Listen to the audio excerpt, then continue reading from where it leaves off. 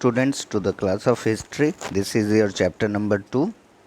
This is your fourth video lesson on the chapter called From Gathering to Growing Food. In the last lecture, students, we have discussed about what is domestication in detail. Today we will take up the fourth topic and subtopics in this, tribes as well, in the topic called A New Way of Life. In this topic, what are the improvements that have happened after farming and herding they started? We all have discussed during the Mesolithic age, during the change in climate, warmer climate due to the development of new grasslands areas that we have seen. Now let's see what happened when domestication came in life of early humans. Till now we all are knowing that what is domestication? The process that brought the plants and animals under the human control, or the process of growing plants and looking after animals, is called domestication. Selected plants and animals. So what had happened, what the changes had came in the life of early humans with the start of domestication? They started living entirely a new way of life. They started living their life. Earlier they were their life were very much boring according to me. But now, with the start of agriculture, with the start of taming or herding pet animals, a transformation has came in their life. Now they started living their life in a completely new setup, I mean to say. So they started growing plants now, because domestication, the process of domestication, now they are knowing growing plants and cannot grow anywhere else, because plants required regular watering, has to take care of the weeds. Weeds means the unwanted plants that grow near the roots of the main plant, and also to look of the safety of the plant. And also because of these reasons they started leading a settled life that we all have discussed in domestication part also. Now what are the ways in which grains are used? They started growing crops, whatever grains or crops they grow, how they utilize that we will see in this topic. That early humans used their grains for fulfilling a number of activity. The grains that they grow with the process of farming, agriculture, in domestication part only, whatever grains they grow, there are number of uses, a number of activities in which those grains are used by early humans. So some of the activities in which those grains are used for, what that we will see, that grains are stored as seeds to help in next growing season. Means the some of the grains are kept as seeds which will be helpful in the next cropping season, next growing season, because those seeds will only germinate into a new plants that they are knowing in the process of domestication we have seen. Second thing they started doing with the grains was that it was also stored as food stocks to be used in future. Now also we used to store grains in our kitchens, in our houses, to be used in future in different pots, different containers. So they also started using storing grains in not containers made of metals, but the clay pots that they used to make. In those clay pots they used to store the grains mainly, which they can use in future. They could have used it for giving the food grain as gifts to the other people. Earlier grains were also given to other people in the form of gifts, in the on somebody's anniversary or weddings. So it is also used as a form of gift. And there are some sites where pieces of clay pots with burnt grains and seeds have been found. In the book, many sites, different Mesolithic sites Paleolithic sites has been discussed, and a complete table of it is provided in the book, where you can find that at which site what are the main remains or main findings that has been found by the archaeologists. Now, storing animals. This is another concept in this chapter, that storing animals. How do, now the question will arise, how do we can store animals? They are not some commodities or some things that we will keep it in fridge or almirah or in bookshelves. How can we store animals? But the meaning over here is different. Storing animals means, if we talk about that how the animals are stored in early times, it may not be in the same manner as they are stored grain. Means just like grains, they can't store animals in pots or any big containers. The meaning is entirely different. The meaning of storing animals means they simply requires proper care and nourishment.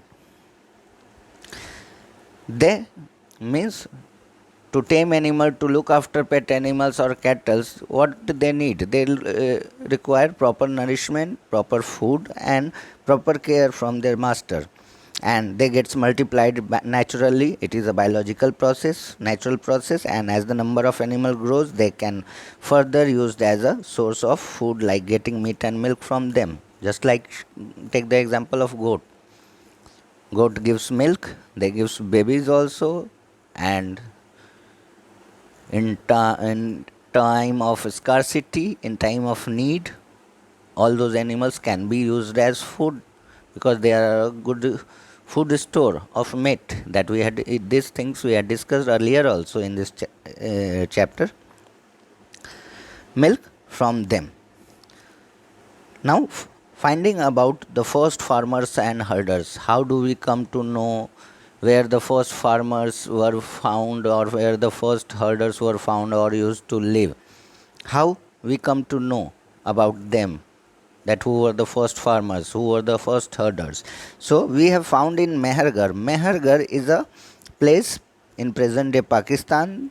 Things like, or crops like wheat, barley, sheep, goat, and cattle's pet animals are things that archaeologists have found there. So Mehergar is a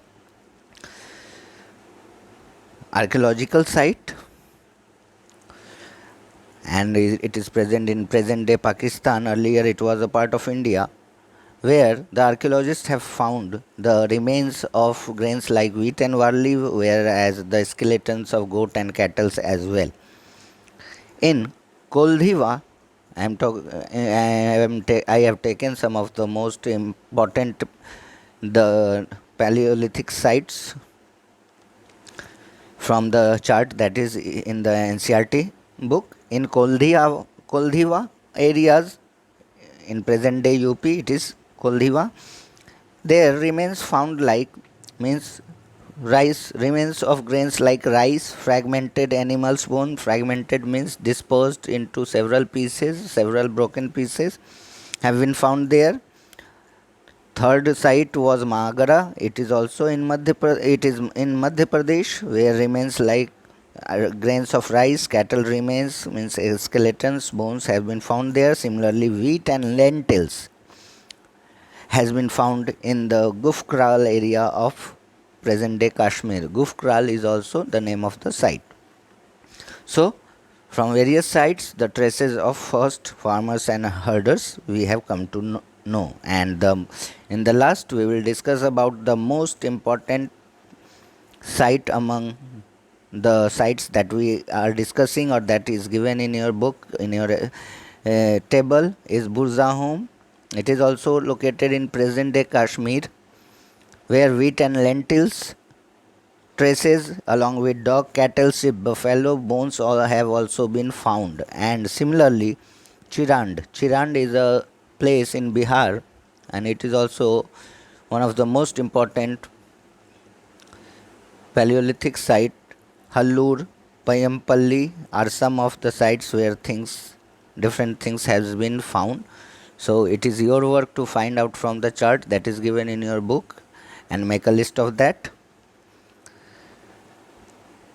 And here are some important Neolithic sites that has been found.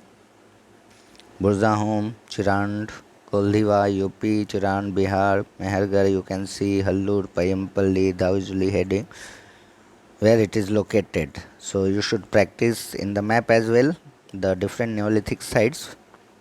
It can come in examination also. Towards a settled life. Now, how the settled life began and what are the common things that archaeologists have found out about the early humans. So, talking about the Burzahom site, there, apart from those remains, rice, wheat, lentils, fragmented bones of buffaloes, several cattle has been found at Burzahom. Apart from there, archaeologists have found at Burzahom site, Neolithic, one of the most important Neolithic sites, they have found homes of early humans where they used to live. And the homes are like underground pits. Pits means underground holes, big holes that were created, tunnels like a structure to live, to protect them from the climate, from the weather, harsh weather condition, and from wild animals also. And not only the underground pits they had also found stairs made in those pits. The stairs like structure has also been found in order to reach the ultimate destination. In those pits they had also created